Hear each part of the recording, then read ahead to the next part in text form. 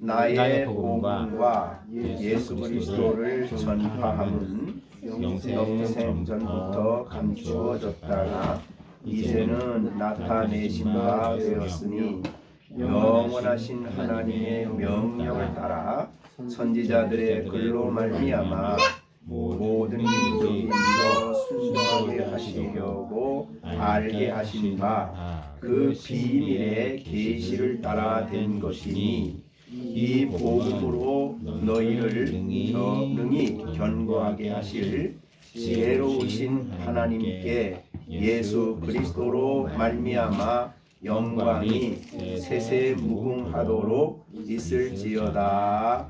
아멘. 제가 아멘 할 때마다 아멘 하는구나.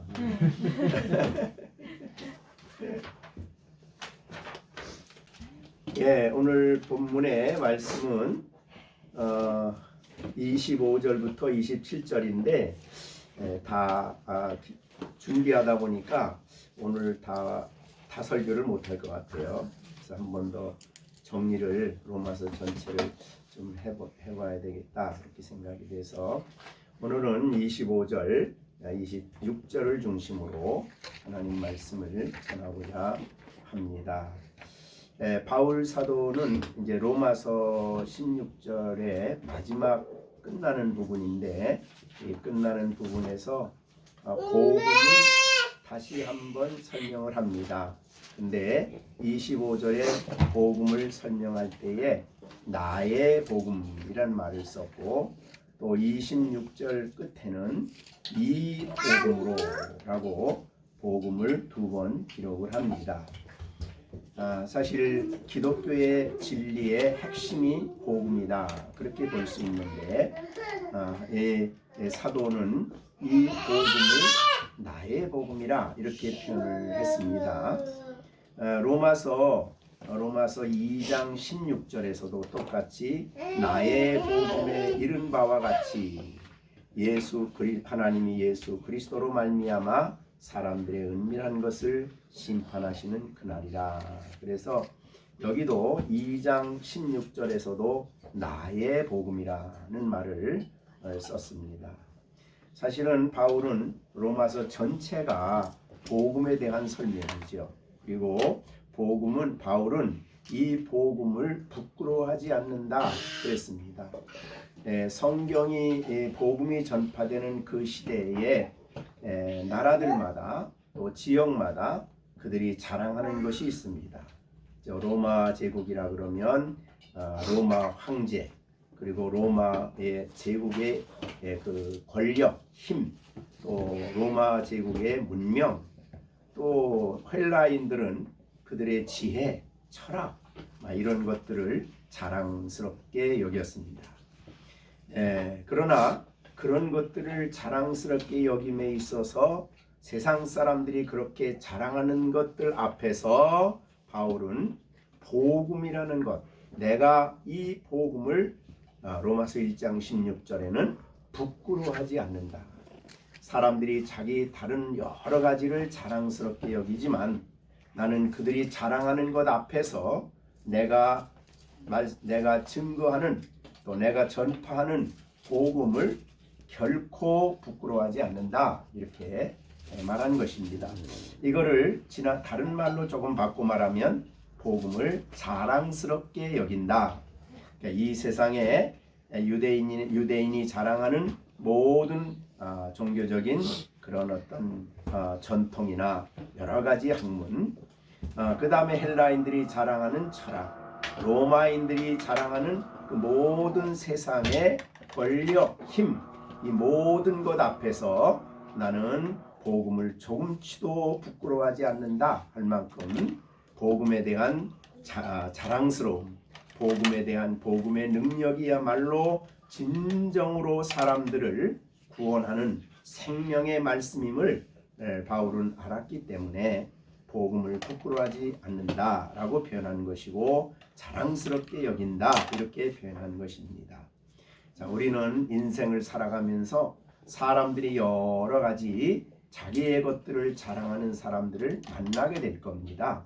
학문을 많이 한 사람은 학문을 자랑하고 또한 기술이 있는 사람은 기술을 자랑하고 또한 여러 가지 여러 자랑할 만한 것들을 여러 가지를 말할 그 말 앞에서 나는 복음을 조금치도 그것들 앞에서 부끄러워하지 않는다 이렇게 말할 수 있는 우리들이 돼야 된다 이 말이죠.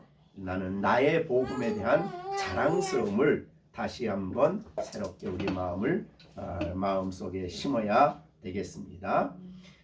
이 세상에 누굴 만나도 어떤 사람을 만나도 어떤 사람들이 자랑하는 것 앞에 재물 그 외에 여러 가지 권세 많은 자랑하는 것들 앞에서 우리는 당당하게 복음을 부끄러워하지 아니하고 복음을 말할 수 있고 복음의 자랑스러움 때문에 다른 것들이 별로 자랑스럽게 여기지 않아지는 이런 태도를 가져야 되겠다 그렇게 여겨집니다.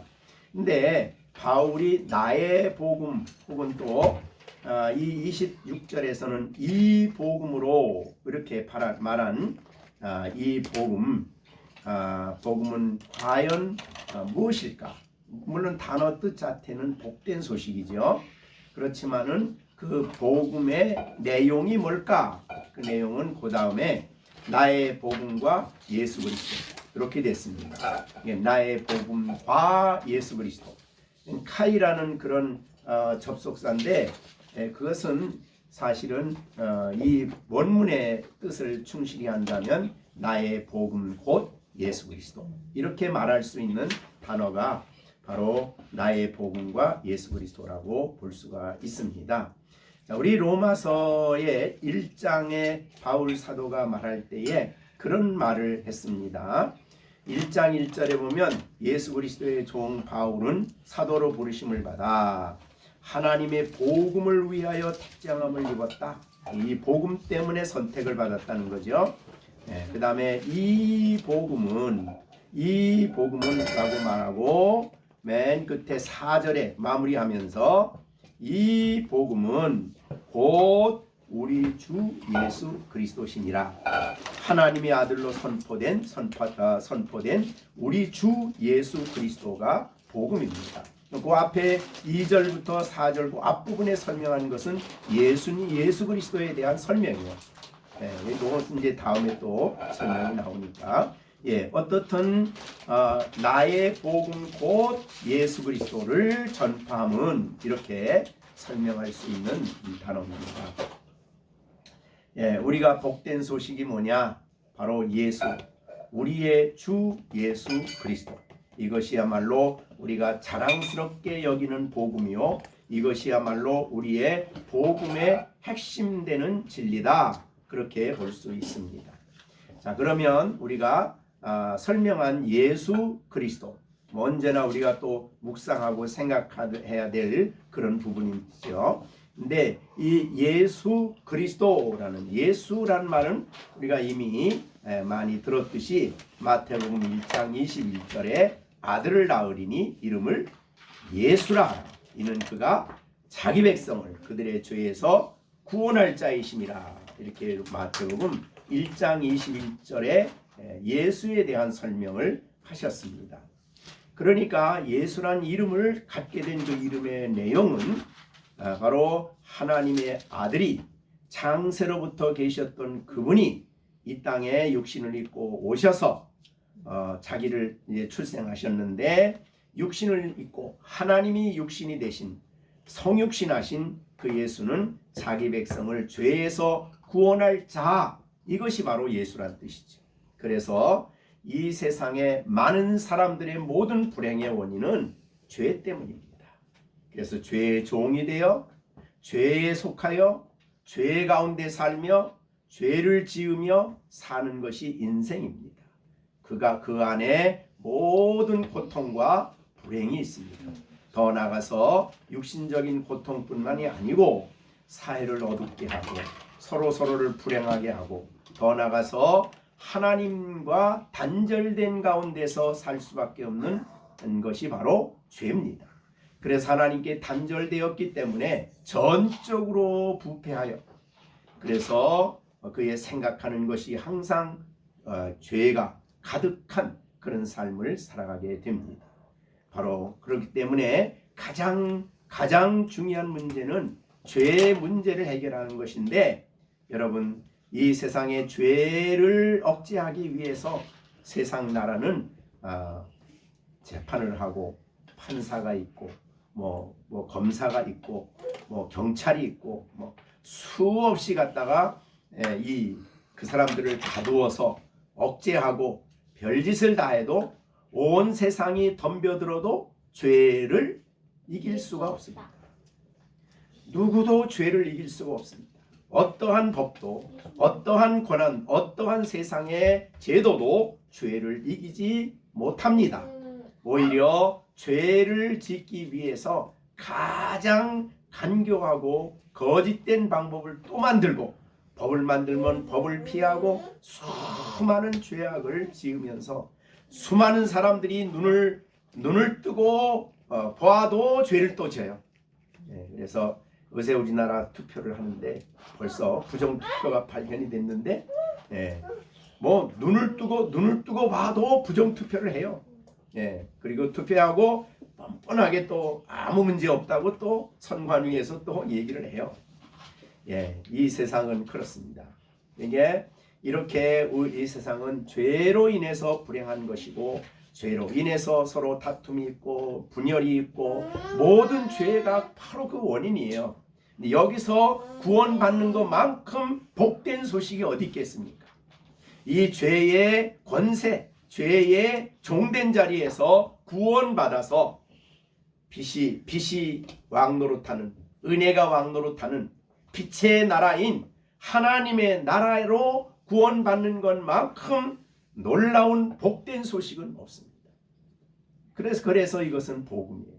예수는 복음입니다. 그래서 우리가 놀랍게 이 복음이, 이 예수가 우리를 죄에서 구원하여 십자가에 죽으시고 부활하심으로 우리를 죄에서 구원하고 연합시킴으로 죄에 대하여 아예 죽게 하시고 하나님의 아들로 거듭나 새 생명을 얻게 하시고, 이것이 놀라운 우리의 복음입니다. 우리 아이들도 죄에서 자유케 되는 유일한 길은 예수 그리스도를 나의 구주로 믿는 일입니다. 예수를 믿음으로 저들이 죄에서 벗어나 하나님의 거룩한 은혜 속에 살아가는 사람들이 된다, 그런 말이죠. 그래서 예수는 참으로 복됩니다. 모든 철학과 모든 유교, 우리 중국의 모든 학문, 유교, 뭐 별것을 다 갖다, 불교 아니라 어느 걸 다 갖다 대도 죄를 이길 수가 없습니다. 오히려 죄를 더 은밀하게 짓고 죄를 은밀하게 숨기고 그렇게 되죠. 자, 그래서 이 세상에 죄에서 우리를 자유케 하고 죄의 종된 자리에서 우리를 자유케 하는 길은 오직 예수 그리스도, 예수다, 그런 말이죠. 자, 그래서 예수님이 복음일 수밖에 없고, 우리가 다른 어떤 학문, 다른 어떠한 권세 앞에도 부끄럽지 않은 이름이에요. 그죠? 예수, 나를 구원하신 예수입니다. 그 다음에 복음의 내용은 그리스도입니다. 그리스도죠. 우리가 아는 대로 그리스도란 말은, 단어의 뜻은 기름을 부었다, 그런 뜻이에요. 그러면 이건 구약의 빛 가운데서 이해를 하게 되는데, 구약에 기름을 부은 직분이 셋이 있죠. 하나는 왕입니다. 그래서 구약의 왕이 되려면 기름을 부어야 돼요. 그래서 다윗에게 기름을 부었다. 그래서 하나님 나라의 왕으로 세운 것이죠. 이와 같이 이 그리스도는 직분 이름이에요. 직분 이름. 그래서 이 직분이라는 것은 그가 하시는 일을 드러내는 이름인데, 그는 첫째는 왕이시라는 거죠.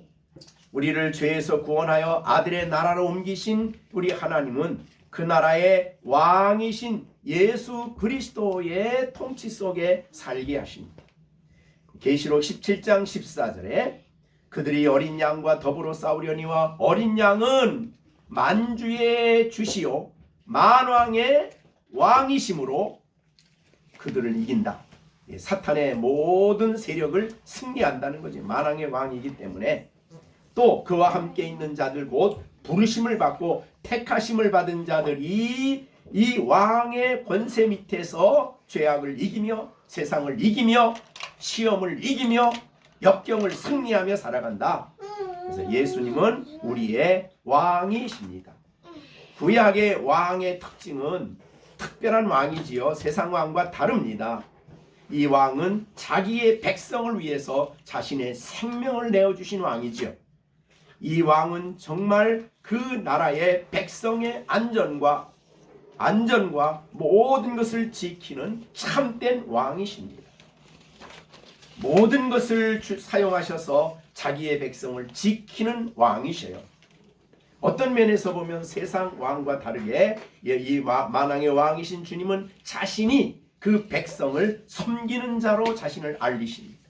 나는 너희 가운데 섬기는 자로 있다. 세상의 왕과 권력 있는 자들과는 다르다. 그들은 다른 사람을 다스리고 주관하고 자기 권력을 위해서 사람들을 사지로 몰아놓고 막 그러지만, 그러나 이 나라의 왕이신 주님은 자기 백성 한 사람 한 사람의 생명을 소중히 여기고 그들을 지키는 참된 왕이다. 이런 말이에요. 섬기는 왕이다. 그런 뜻이죠.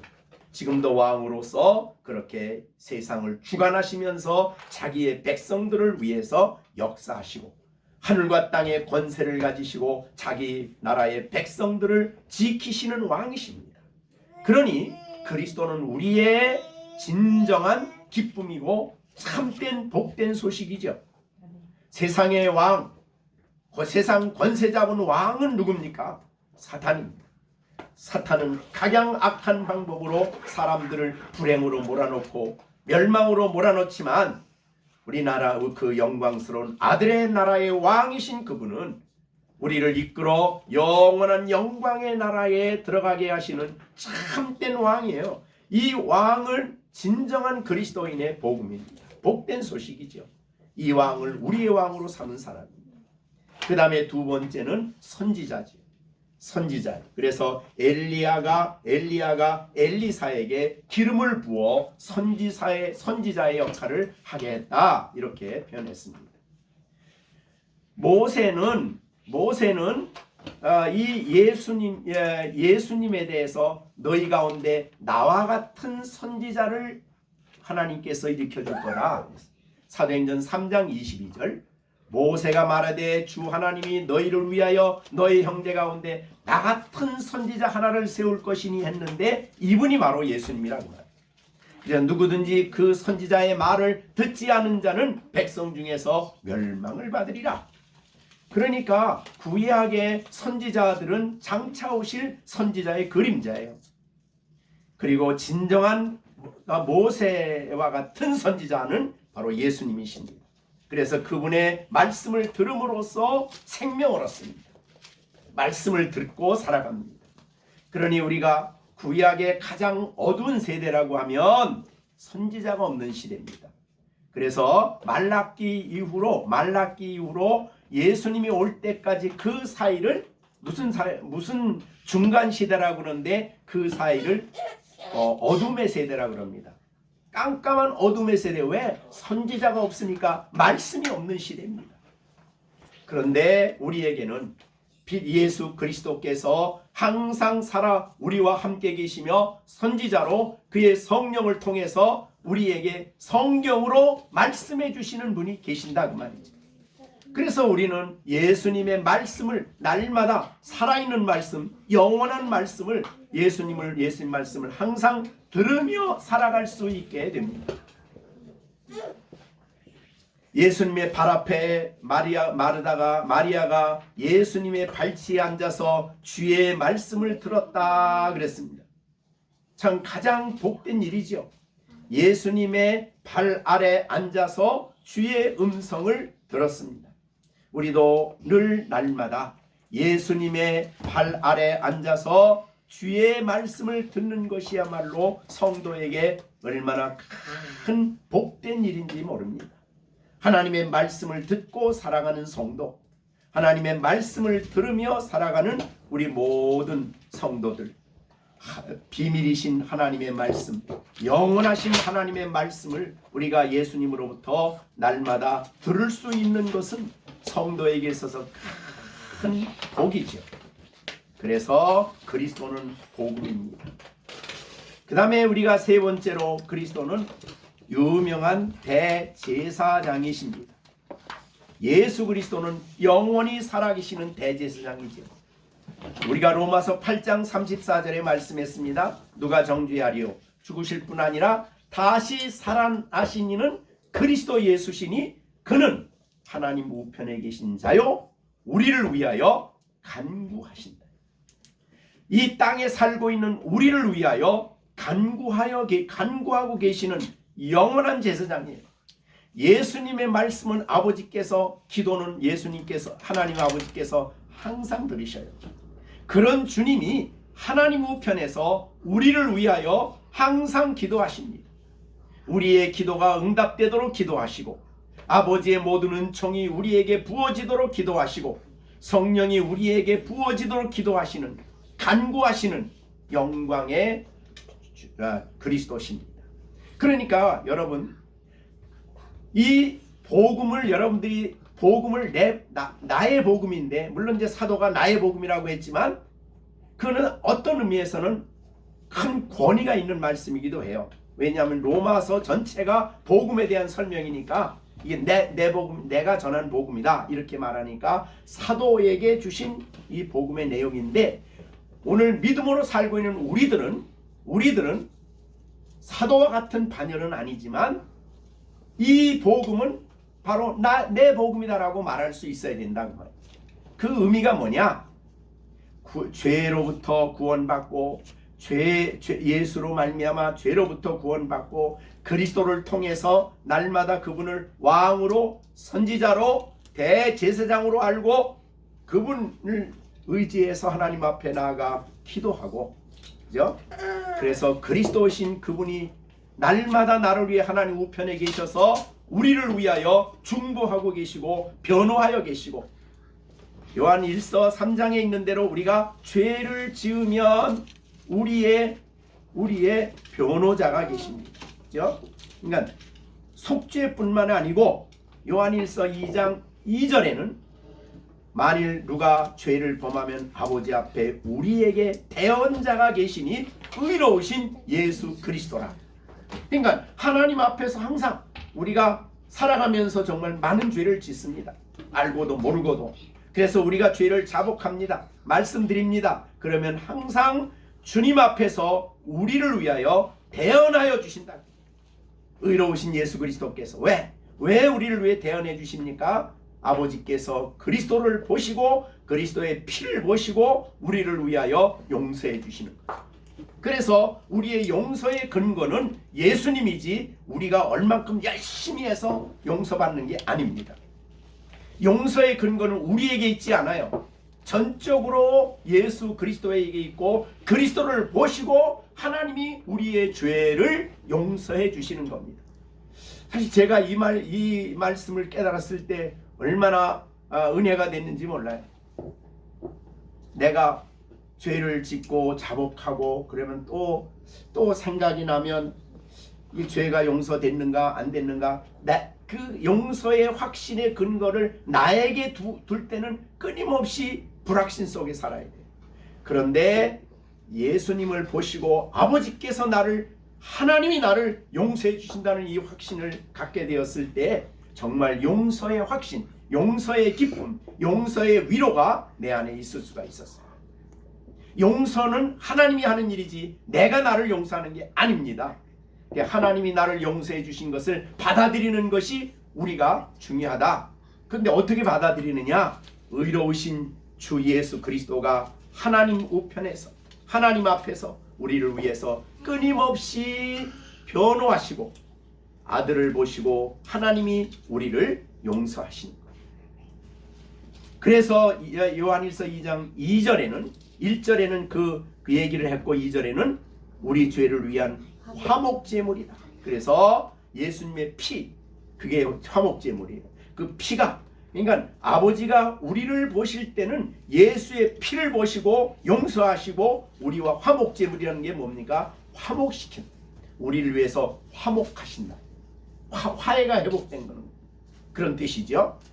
자, 그렇게 해서 여기에 나의 복음이라고 표현할 때에 바울이 전한 복음이지만 여러분은 나의 복음이 돼야 돼요.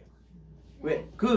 된다는 그 의미는 주 예수 그리스도라는 이 말씀이 항상 우리 가운데 역사하는 말씀이 돼야 돼요. 예수, 죄에서 구원, 죄에서 용서, 그리스도, 왕, 선지자, 또 영원한 제사장으로서 그분과의 관계를 항상, 교제를 항상 하는 것이 바로 그리스도인입니다.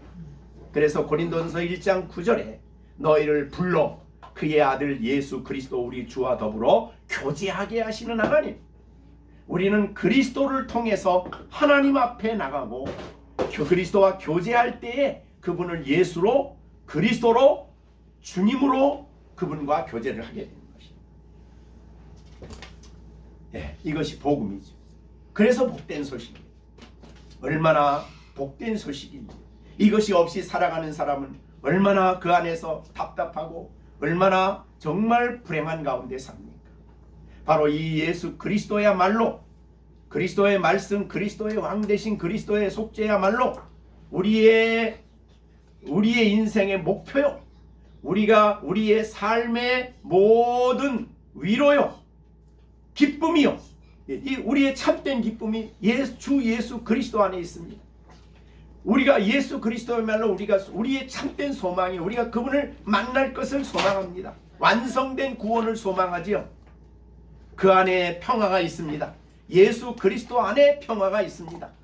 우리의 인생의 무거운 짐을 그분에게 맡기게 될 때에 이 무거운 짐을 대신 주님이 지십니다.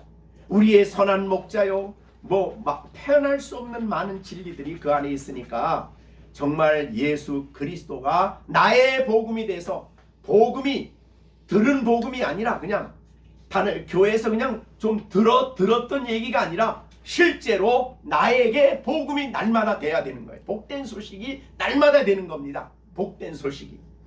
그래서 이 예수 그리스도를 통해서 날마다 힘을 얻고 위로를 얻고 말씀을 듣고 갈 길을 바로 정하고 목표를 올바로 정하고 내 모든 삶의 근심과 염려와 모든 인생의 문제에 대한 답이 주 예수 그리스도 안에 있는 겁니다. 그래서 복음이에요.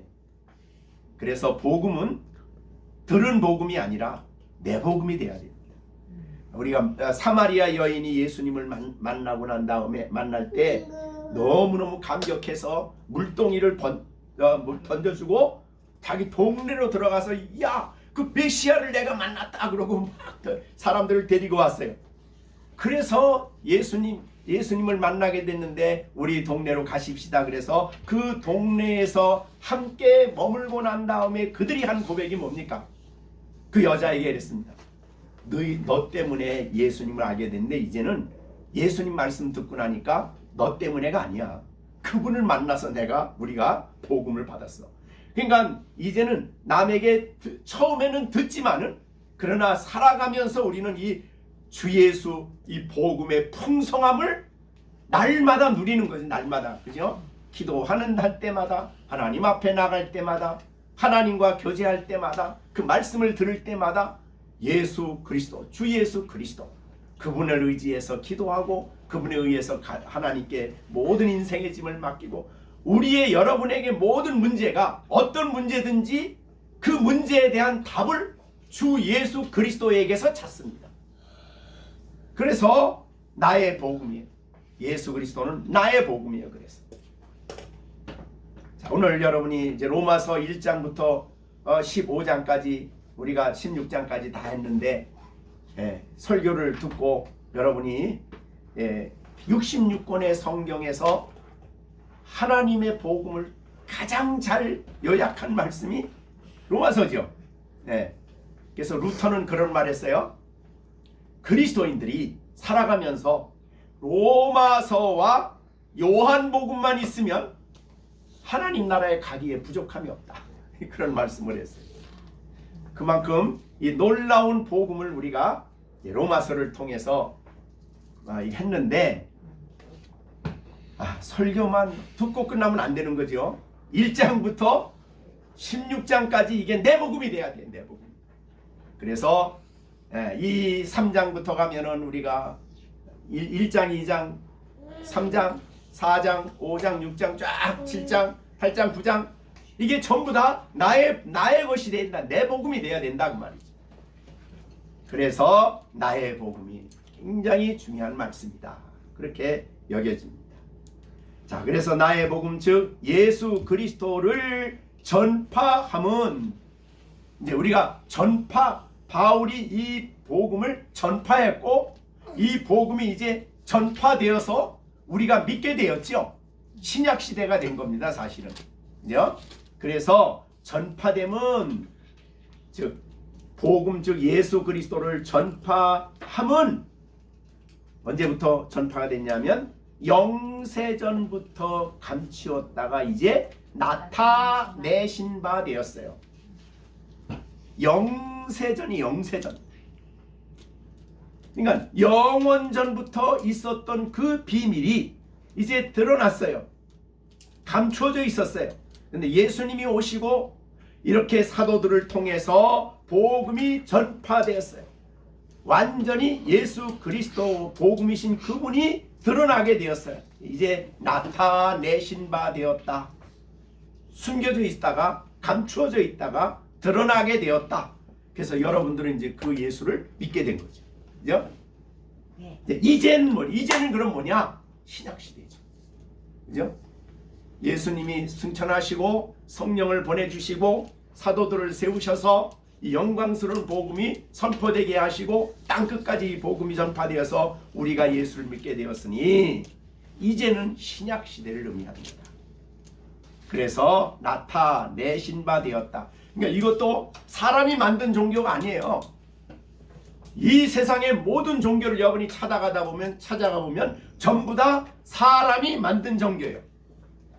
그러나 기독교는 이 복음을 전하는 기독교는 나타내셨어요. 전에는 숨겨졌다가 아무도 못 찾고 아무도 알지 못했던 그 복음이 이제는 드러나게 되었어요. 이게 예수님의 성육신을 통해 시작된 새 언약 신약 시대를 말하는 거예요. 자, 우리가 신약 시대에 살고 있는 것이 얼마나 큰 복인지 모르죠. 네. 여러분이 구약 시대 때 살았다 그러면 예배 한번 들으려면 어딜 가야 돼요? 어딜 갑니까? 예루살렘을 가야 돼요. 그래서 쫙 2000km 이상 떨어진 구수지방에 살던 내시가 예배를 드리러 예루살렘에 한번 올라왔다가 내려가다가 빌립을 만났어요. 그러니까 지금 우리가 신약시대에 살고 있는 거는 이제는 우리 교회가 성전이고 교회가 모여서 하나님께 예배하고 하나님을 경배하고 우리가 여기 올 때도 예배드리러 하나님께 나오고 주님께 나오는 이 주일날 하나님 앞에 우리가 예배드릴 수 있는 것이 너무너무 귀한 축복된 시대죠. 자, 이제 나타내신 바 되었다 그랬습니다. 우리가 그것을 늘 귀에 선포되는 말씀을 배우고 또 깨닫고 또 듣고 또 듣는 이것이 얼마나 큰 복인가 하는 것을 우리에게 보여주는 말씀입니다. 자, 그러면 이제 나타낸 바 되었는데 그 다음에 나타나는 하나님이 자신의 복음을 나타내시는 데 대한 이 그 네 가지 목적 혹은 네 가지 계시하시는 네 가지 교훈을 주시는 거예요. 자, 그러면 첫 번째 보겠습니다. 여기에 보니까 이 예수님이 이렇게 복음이 아버지께 감추어져 있다가 나타나게 된 것은 무엇에 의하여 되어졌는가? 그게 이제 첫 번째예요. 자, 26절. 이제 나타난 바 되었는데 첫째, 영원하신 하나님의 명령. 그러니까 예수님이 이 땅에 오신 것은 영원하신 하나님의 명령을 따라온 것이라 그 말이죠. 그래서 영원하신 하나님의 명령을 따라 나타내시게 되었습니다. 자, 우리는 예수님이 이 땅에 오심을 얘기할 때에 예수님이 우리를 사랑하셔서 이 땅에 오셨죠. 그런데 그 영지주의자들은 이렇게 주장을 하는 잘못된 사람들이 있었어요. 구약의 하나님을 가만히 보니까 전쟁을 잘해. 그러니까 아주 악한 하나님이야. 신약의 하나님은 너무너무 예수님이니까 사랑스러워. 그래서 구약의 하나님하고 신약의 하나님을 나누어요. 이게 영지주의자들의 그 주장이었는데 얼마나 어리석은지 모르죠. 오늘 본문에 보니까 예수님이 이 땅에 오심이, 예수님을 보내신 것이 누구예요? 영원하신 하나님의 명령이었다. 그러니까 하나님이 보내신 거라 그 말이지, 아들을. 그래, 우리가 예수님의 사랑만 생각하면 안 돼요. 예수님을 이 땅에 보내신 분이 하나님이셔요. 아버지. 그러니까 그분은 놀라운 하나님의 사랑 때문에 우리를 선택한, 우리를 구원하기 위해서, 하나님이 선택한 거예요. 선택한 우리를 구원하기 위해서 아들을 이 땅에 보내신 겁니다. 명령하셨어요. 순종한 거죠. 그래서 십자가에서만 사랑 생각하는 것이 아니라 아들을 우리에게 명령하여 보내신 아버지의 사랑도 우리를 향한 변함없는 사랑이고 완전하신 사랑이지요. 그래서 영원하신 명령을 따라 되었다, 이렇게 됐습니다. 그리고 이 복음이 전파되도록 이 영원하신 명령을 하시는 그 하나님의 명령을 따라 많은 일꾼들을 세우시고 그들을 보내시는 거예요. 그래서 선교사들을 보내고 복음이 전파되게 하는 거죠. 그래서 우리 디모데전서 디도서 1장 3절에 보면 자기 때에 자기 말씀을 전도로 나타내셨으니 이 전도는 우리 구주 하나님이 명령하신 대로 내게 맡기셨다. 그러니까 예수님이 이제 가시고 난 다음에 그 복음을 사도들이 전했고 그 사도들의 말씀을 들은 사람들이 나가서 전도해서 이 영광스러운 복음을 전하는, 이게 다 하나님의 명령에 따라 되는 일이다, 이 말이죠. 그렇죠? 선교사들이 자기가 하고 싶다고 가는 게 아니라 하나님이 명령하셔서 이렇게 된 거죠. 자, 그 다음에 두 번째는 이 하나님의 복음은 무엇을 도구로 하여 알려졌는가, 그 말이죠. 그거는 이제 26절에 보면 그 다음 나옵니다. 명령을 따라 선지자들의 글로 말미암아 그랬습니다. 선지자들의 글로 말미암아, 선지자들의 글을 통해서 이 놀라운 계시, 예수님에 대한 계시가 나타나게 되었다. 구약의 선지자들은 그래서 장차 오실 예수님을 끊임없이 얘기했던 사람들이 구약의 선지자죠.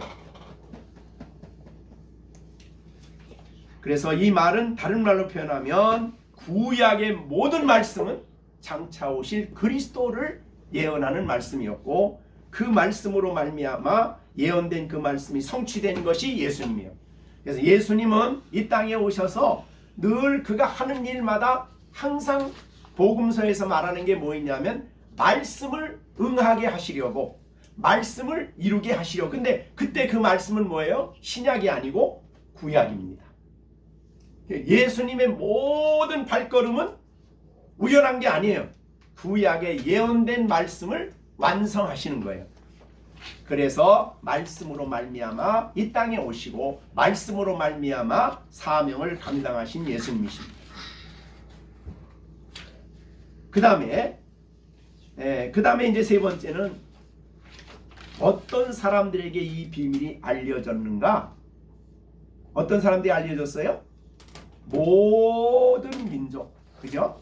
모든 민족. 이 복음은 모든 민족에게 알려졌습니다. 자, 우리 창세기 12장 3절에도 보면 아예 아브람을 부를 때에, 우리 이번에 겨울 성경학교에서 했죠. 너를 축복하는 자에게 내가 복을 내리고 너를 저주하는 자에게 내가 저주하리니 땅의 모든 족속이 너로 말미암아 복을 얻는다. 그러니까 땅의 모든 족속이에요. 그래서 여기도 모든 민족이에요. 그러니까 히브리인들만이 아니에요. 그러니까 아예 아브라함을 선택할 때부터 하나님은 모든 민족에 대한 복음이 전파될 것을 계획하신 거죠. 네. 그래서 모든 민족입니다. 마태복음 28장 19절에 승천하시기 전에 마지막 제자들에게 너희는 가서 모든 민족을 제자로 삼아라. 모든 민족 제자로 삼아 세례를 베풀라. 이렇게 얘기했어요. 그 다음에 사도행전 1장 8절 성령이 오시면 교회 성도들은 예루살렘 온 유대 사마리아와 땅끝까지. 그래서 바울은 땅끝까지 가는 일을 했어요. 자, 여러분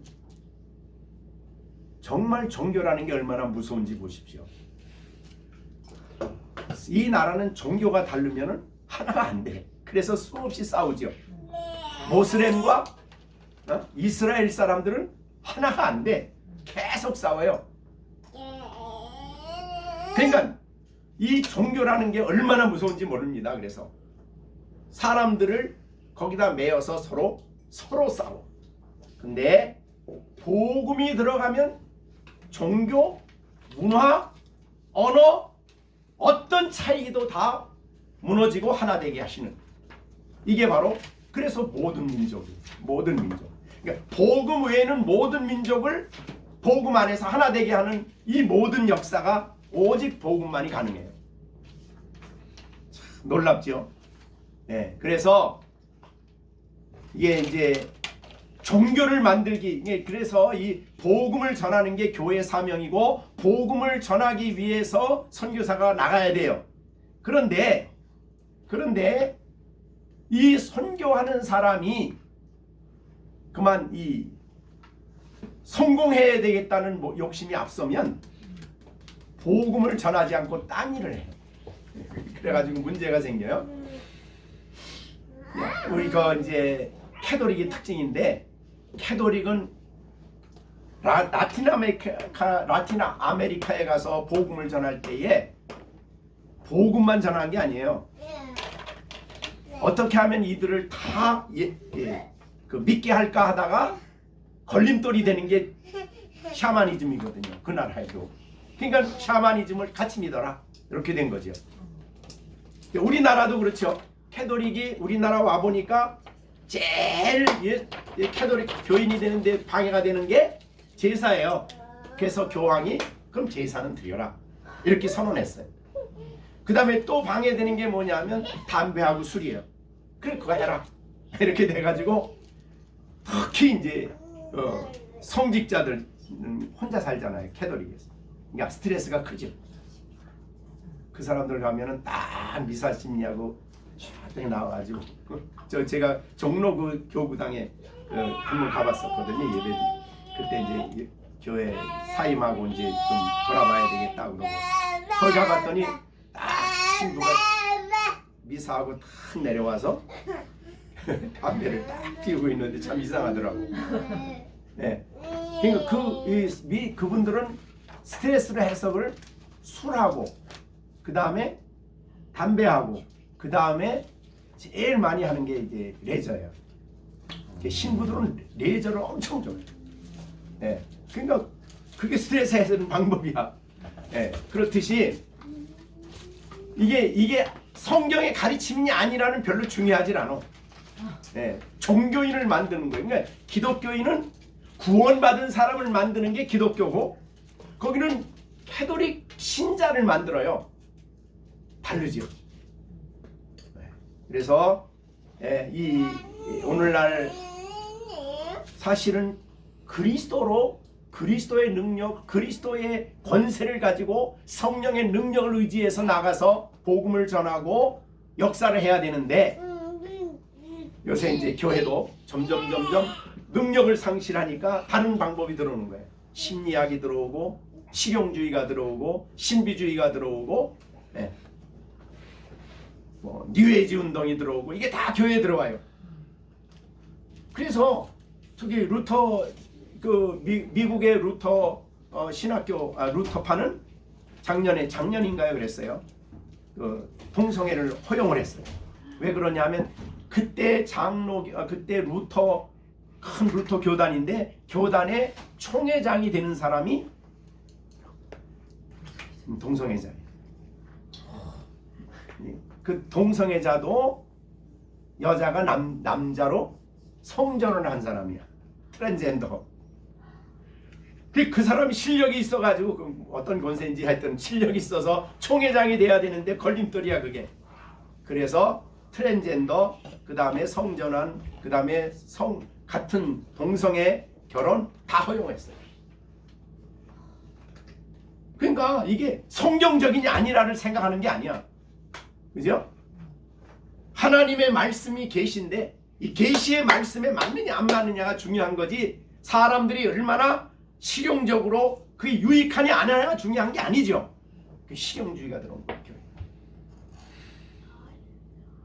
자, 그래서 오늘날 여기에 이 모든 민족을 복음하는데 중요한 것은 복음입니다. 복음만이 영혼들을 구원할 수 있지 다른 방법이 아니에요. 종교인을 만드는 게 아니야. 새 생명을 얻는 사람을 만들어야 되는데 새 생명은 물과 성령으로, 요한복음 4장에 물과 성령으로 거듭나야만 되는 거예요. 그러면 거듭나면 모두가 그리스도 안에서 하나가 돼요. 유대인과 기독교, 유대인과 다른 이방인들이 하나가 돼요. 에베소서에 있는 것처럼. 그러나 복음이 안 들어가면 하나가 안 돼요. 자, 그래서 모든 민족이에요. 모든 민족. 그 다음에 그럼 이 복음의 목적이 뭐냐? 여기에 믿어 순종하게 하려. 이게 복음의 목적이죠. 하나님을 믿어 순종하게 하려. 여기에 순종은요, 그냥 성경 말씀을 따른다 그런 순종이 아니고 복음을 믿는 거를 순종이라 그래요. 여기서. 그래서 믿어 순종하여 복음을 믿는 거지.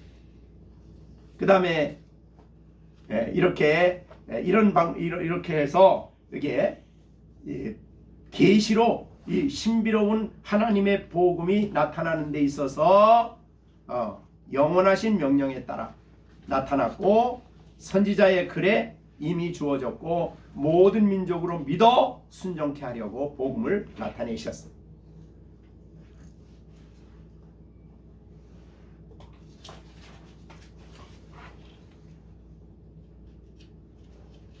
그 다음에 이 복음을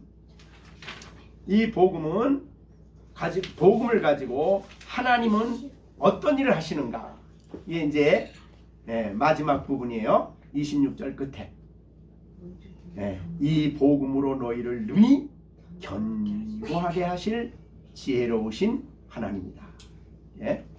이 복음으로 너희를 능히 그러니까 우리를 견고하게 하는 것은 복음입니다. 그러면 복음으로 견고하게 한다. 우리가 로마서 1장 11절을 한번 또 보겠어요. 거기도 같은 말씀이 나옵니다. 로마서 1장 11절. 같이 한번 읽어봅니다. 내가 너희 보기를 간절히 원하는 것은 어떤 신령한 은사를 너희에게 나누어 주어 너희를 견고하게 하게 합니다. 여기도 견고함이 나와요. 근데 견고하게 하기 위해서 어떻게 해야 돼요? 뭐가 필요해요? 신령한 은사를 너에게 나누어 준다. 근데 신령한 은사를 방언이나 무슨 다른 어떤 그런 거로 생각하면 안 돼요. 왜냐하면 여기에 신령한 은사를 나누어 줄 수 있는 분은 딱 한 분이에요. 그게 바로 성령이십니다. 성령은 은사를 나누어 줘요. 그것이 이제 고린도전서 13장에 있는 말씀이죠. 고린도전서 12장 4절입니다. 4절. 은사는 여러 가지나 은사는 같고, 그렇죠? 그 다음에 직분은 여러 가지나 주는 같으며, 또 역사는 여러 가지나 모든 것을 모든 사람 가운데 이루신 하나님은 같다. 각 사람에게 성령을 나타내심은 유익하게 하려 하심이라. 그 다음에 11절 이제 쭉 여러 가지가 나오고, 뭐 여러 가지 예언, 방언 뭐 이런 게 쭉 나오고요. 11절. 이 모든 일을 같은 한 성령이 행하사 그 뜻대로 각 사람에게 나누어 주는 게, 여기 은사는 은사는 누가 나눠주냐면 성령이 나눠주는 거예요. 근데 그래서 이거하고 로마서 아까 이제 로마서 말씀 우리가 11절 아까 보면 어떤 신령한 은사를 너에게 나누어 주어 이건 누가 나눠준다는 거예요. 이거는 바울이죠. 네? 내가 너희 보기를 간절히 원하는 것은 어떠한 신령한 은사를 너에게 나누어 주어 너희를 견고케 하려 함이라. 그러니까 바울은 이 고린도전서 12장에 나오는 은사 그런 은사를 나눠주는 사람이 아니에요. 그럼 바울이 나눠주려고 했던 건 뭐냐면 복음입니다. 그래서 지난번에도 해석했지만은 바로 이 신령한 은사는 복음이에요. 사람이 나눠줄 수 있는 거죠. 복음은 가르치는 거니까. 그래서 11절은 복음입니다. 그러니까 복음으로 오늘 본문에도 말씀했죠. 로마서 16장에서도 우리를 견고하게 하는 것은 복음이죠. 그죠? 이 복음이 너희를 견고하게. 그 견고하게 한다는 게 뭘까? 튼튼히 세운다는 거죠. 집을 지을 때 견고하게 집을 지으려면 뭐가 제일 중요해요? 자, 여러분이 집을 지을 때 이 집이 참 튼튼하게 잘 지어졌다 그럴 때 뭐가 제일 중요해요? 제가 그전에 창의문 교회 왔을 때 창의문 교회 예배당은 견고하게 지었대. 튼튼하게 지었대. 지진이 일어나도 괜찮대. 왜 그러냐면 바위 위에 튼튼히 기초를 세웠다는 거예요. 그저 바위야 그 전부 다. 그러니까 견고하게 세운다는 말은 신앙인들의 믿음을 반석 되시는 그리스도 위에 든든히 세운다는 거예요. 그래서 환난이 와도 핍박이 와도 흔들리질 않아. 그러니까 견고하게 세우면 핍박이 와도 마음이 안 흔들려. 넘어지지 않아. 또 시험이 와도 안 넘어져. 쓰러지질 않아. 이 세상에 유혹이 와도 견고하게 서서 흔들리지 않아.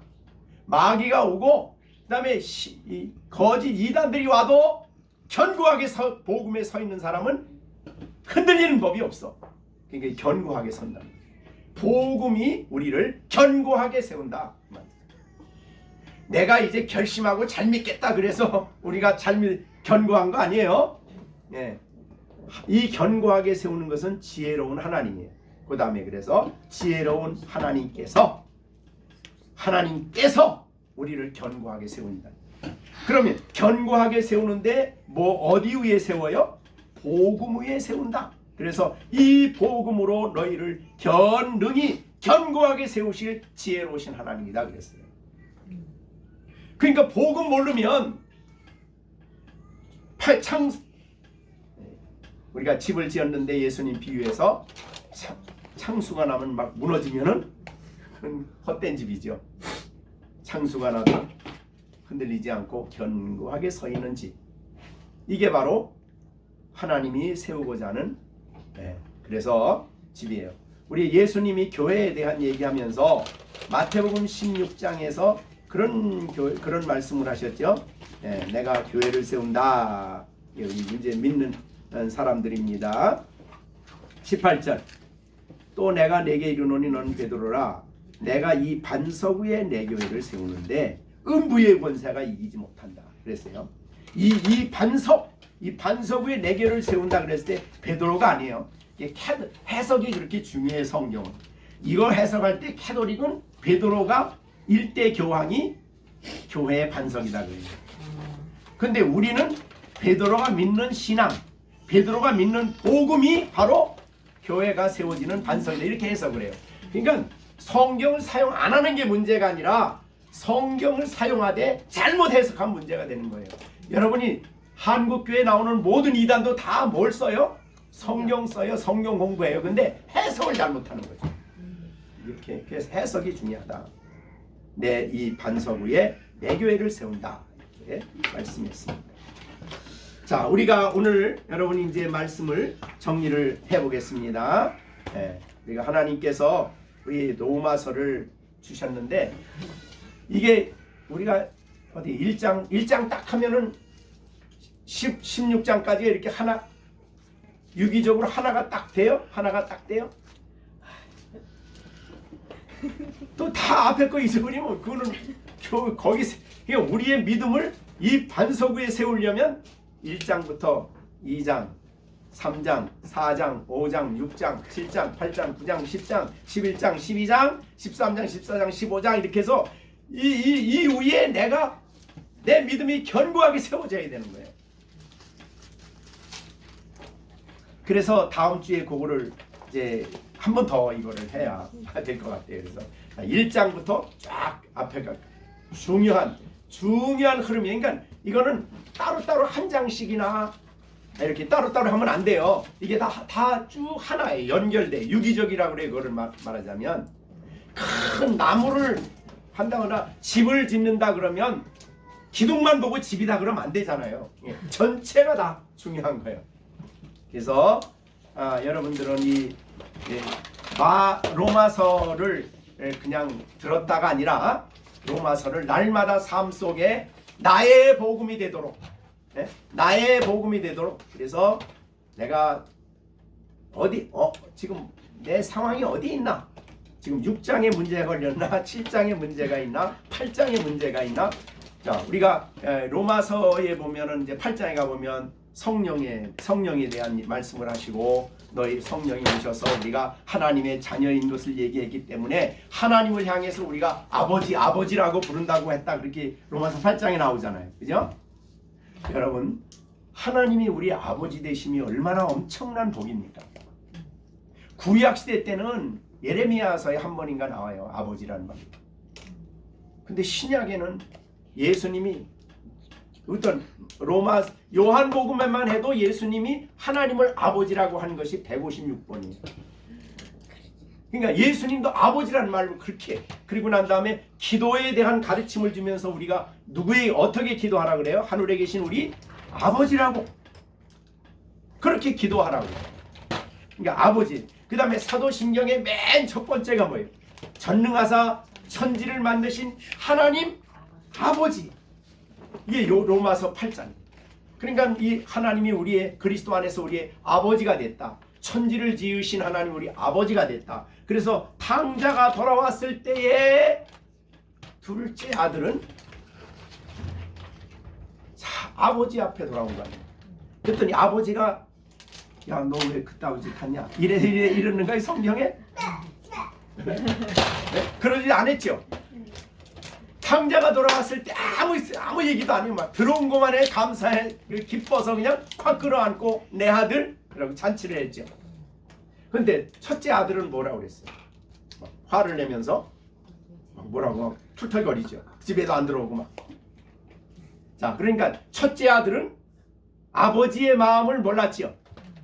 이해하지 못한 거예요. 자, 우리가 하나님이 우리 아버지 되심이 얼마나 엄청난 복인가. 이 복음 안에 주어진 놀라운 복이에요.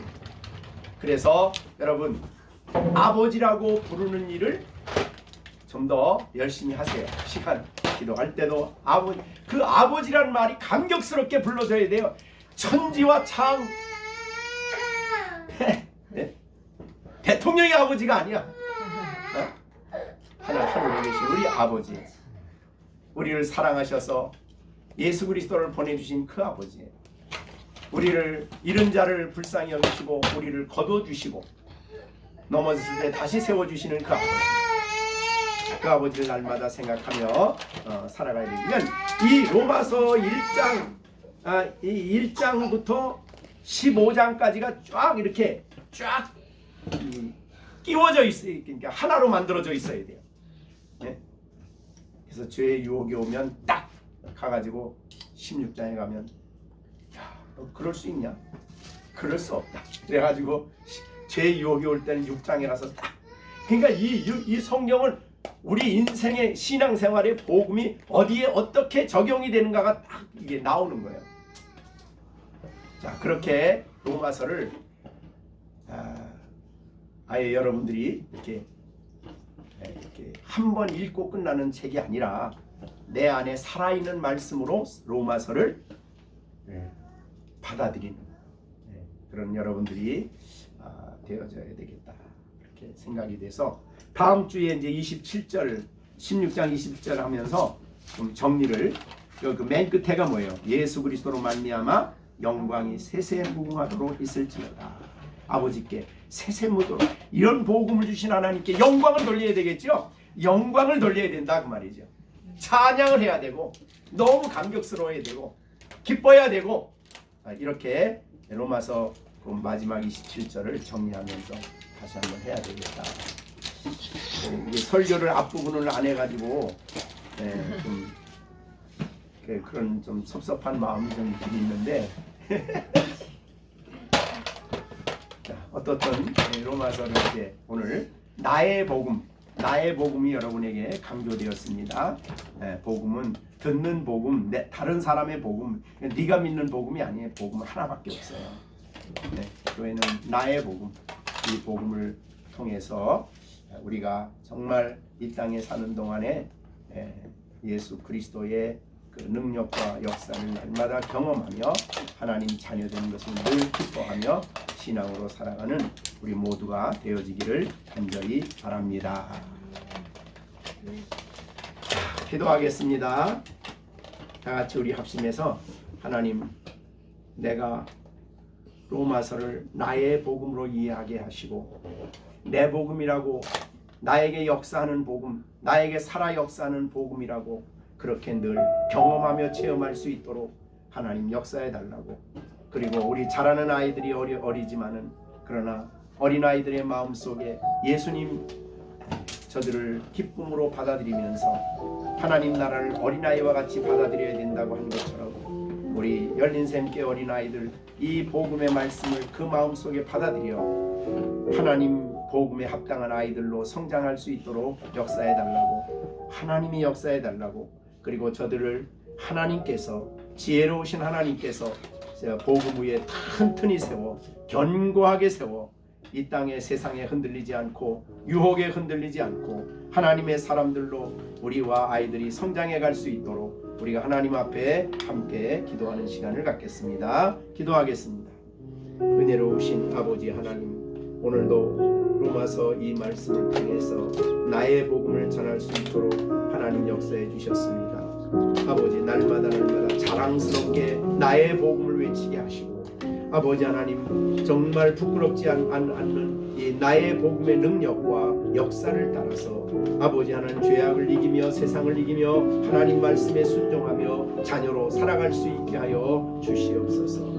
우리 자라는 열린샘교회 어린 아이들, 어리지만은 저들 마음속에 복음이 깊이 뿌리박고 심어지게 하여 주셔서 평생 하나님의 이 복음 안에 능력 있게 살아가는 아이들이 되게 하여 주시고, 세상을 이기며 유혹을 이기며 거짓된 모든 사상 앞에서 내 복음을 자랑스럽게 여기는 아이들로 성장해 갈 수 있도록 은혜를 베풀어 주시옵소서. 우리 열린샘교회가 바로 이 로마서의 터 위에 튼튼히 세워지는 아름다운 교회가 되게 하여 주시옵소서. 예수님의 이름으로 기도하옵나이다. 아멘. 이제는 우리 주 예수 그리스도의 은혜와 하나님 아버지의 사랑과 성령의 교통하시며 감화주시며 믿음 주시며 인도케 하심이 오늘도 복음의 말씀을 듣고 평생 복음 위에 견고하게 세워져서 흔들림이 없는 믿음을 가지고 살 것을 다짐하는 우리 열린샘교회 식구들 가운데 이제로부터 영원토록 함께 계실지어다. 아멘.